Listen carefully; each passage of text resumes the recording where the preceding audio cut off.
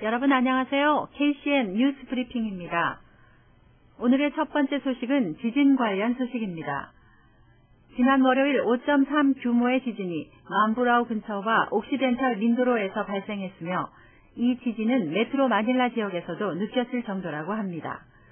필리핀 지진학협회의 리포트에 따르면 지진의 진동은 오전 7시 50분에 처음 감지됐으며 각 지역에 따라 지진의 강도가 조금씩 차이가 있었다고 합니다. 룩과 루방 지역에서는 지진 강도 4가 감지되었고 바탕가스, 이바, 잠발레스, 클락, 팜팡가 지역에서는 강도 3이 감지되었습니다.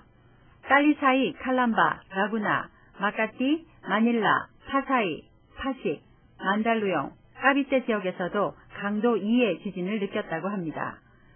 한편 필리핀 지진학협회 책임자 레나토 솔리돈 씨는 이번 지진으로는 해일 경보가 논점이 되지는 않을 것이라고 말했습니다. 그는 지진의 강도는 5.3이었다. 일반적으로 해일이 발생될 수 있는 가능성은 진도 6.5의 강도여야 하며 깊이는 적어도 50km보다 얕아야 한다. 이번 지진은 심하지 않았고 깊이는 121km였으므로 해일을 유발할 수 없었다라고 ABS, CBN 뉴스 인터뷰에서 말했습니다. 다음 소식은 한국의 부강약품에서 개발한 B형 간염 치료제가 필리핀에서 호평을 받고 있다는 소식입니다. 부강약품의 B형 간염 치료제 레보비르가 필리핀에서 열린 심포지엄에서 호평을 받았다고 합니다. 이날 심포지엄에서 연자로 나선 삼성서울병원 유병철 교수는 클레부딘은 바이러스가 억제되는 환자에서 B형 간염 바이러스의 S항원 수치도 같이 감소됐으며 엔테카비어의 경우 바이러스가 검출이 안 될 정도로 줄어들어도 간염 바이러스의 항원 수치는 감소하지 않는 반면 클레부딘은 바이러스가 검출이 안 되는 환자에서 간염 바이러스 수치도 같이 감소했다고 발표했습니다.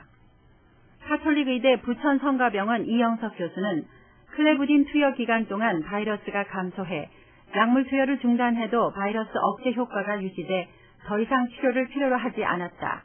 또한 간염 바이러스 수치는 투약을 중단했음에도 지속적으로 감소해 환자의 5%는 간염 바이러스 S항원이 사라졌다고 설명했습니다. 이날 심포지엄에 참석한 필리핀 간학회 이사장인 솔라노 박사는 B형 간염 바이러스 S항원의 감소로 인해 투약 종료 후에도 지속적으로 바이러스 억제 효과를 나타내고 간염 바이러스 S항원의 소실률이 높아 평생 복용하지 않아도 되는 새로운 약물이라고 전했습니다.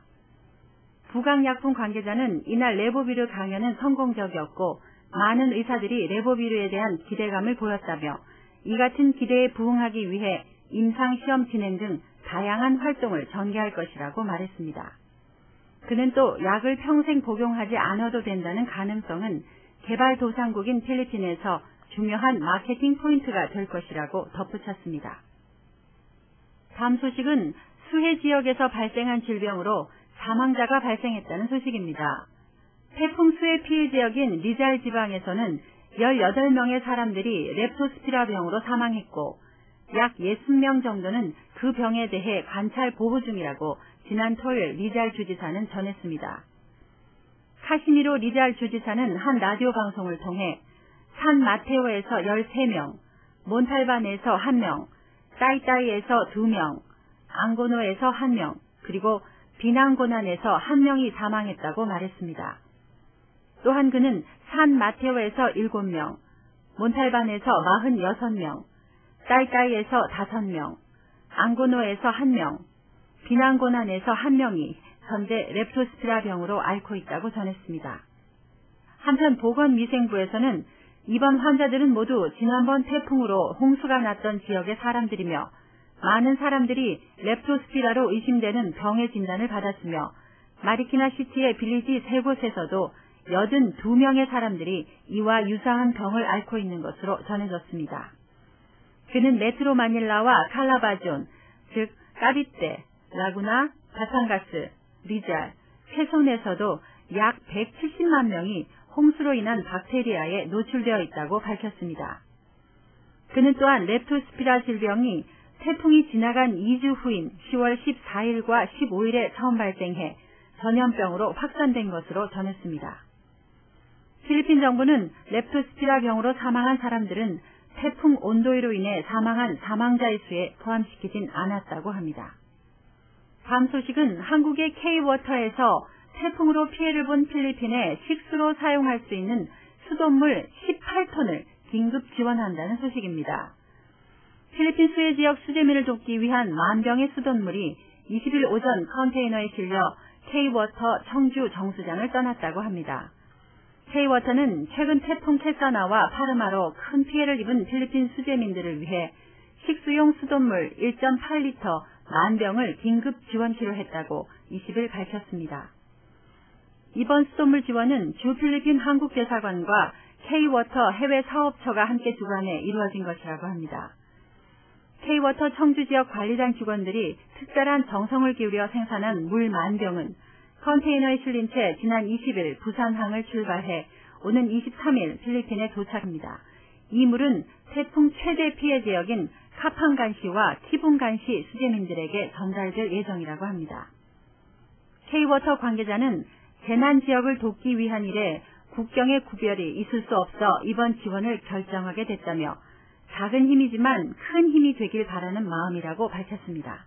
한편 K-워터는 지난 2005년에도 파키스탄 지진 피해 지역에 10,000병의 물을 지원한 바 있으며 올해에도 남아시아 지진 해일 피해 지역과 강원 양양 산불 피해 지역 등에 650만 병의 수돗물을 지원한 바 있습니다. 마지막 소식은 태풍 라밀과 루피 소식입니다.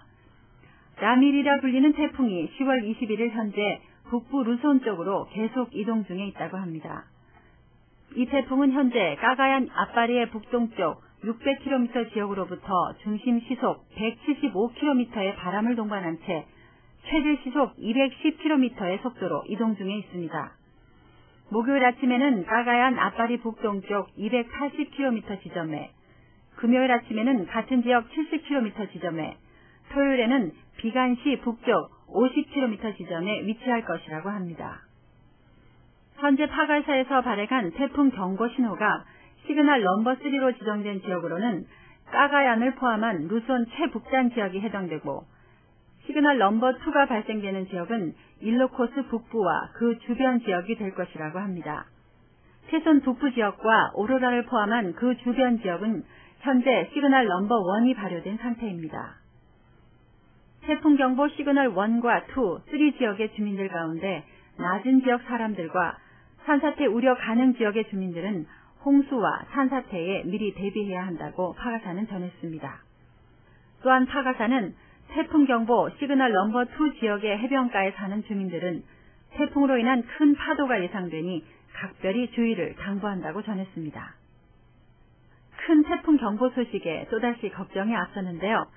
그렇다고 마음까지 움츠러들지 마시고 활기찬 하루 되시기 바랍니다.